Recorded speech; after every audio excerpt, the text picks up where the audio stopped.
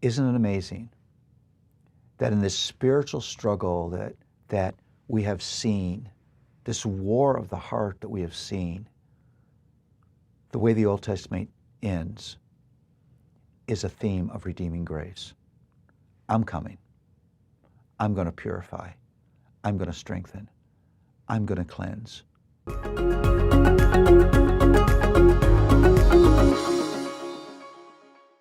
So we come to the final book of the Old Testament, and the content of Malachi should be familiar to you. Well, let me say, if you're willing to be honest, it should be familiar to you. I would entitle Malachi Doubt and Grace. Malachi is a recording of a series of disputes between the people and God. Disputes that question God's goodness, His faithfulness, His presence, and His love.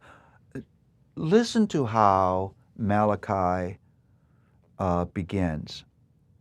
I have loved you, says the Lord, but you say, how have you loved us? Is not Esau Jacob's brother, declares the Lord? Yet I have loved Jacob, but Esau I have hated. I have laid waste to his hill country and left his heritage to the jackals of the desert. And it goes on. So God says, I have loved you. And the people of God said, yeah, like how? Doesn't look like we're being loved. Now, all of us carry on disputes with God. Why did I have to get sick? Why did this person have to betray me? Why did I lose my job? God, I thought you loved me. And it's back to that struggle that is in all of us between doubt and faith. And so I want to talk about that struggle a moment, and it really emerges out of the content of Micah. There are two types of doubt. There's the doubt of wonderment. It's very clear as we complete all of these prophetic writings that God will surprise you. God will confuse you. God's way of working won't always make sense to you. So there's nothing wrong with the doubt of wonderment. That's a necessary part of faith. If you have hooked your life to this one, you will go through moments of wonder.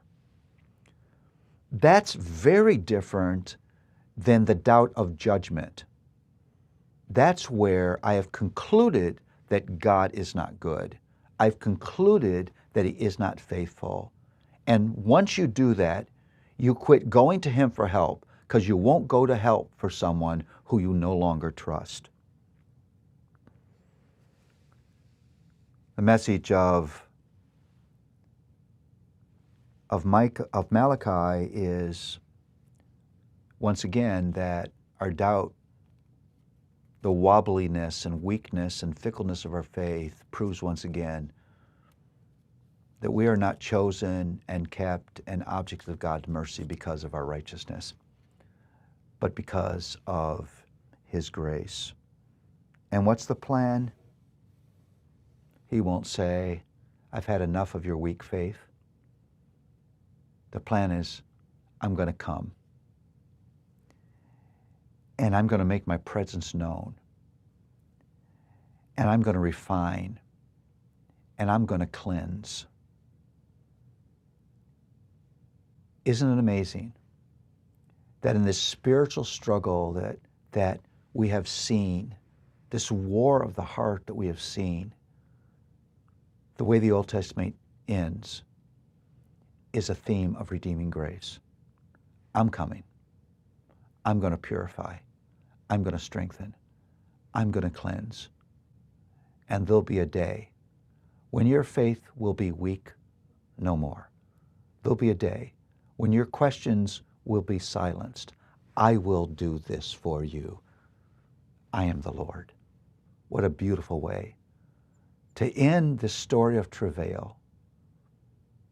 And we know what's coming. The Gospels are coming.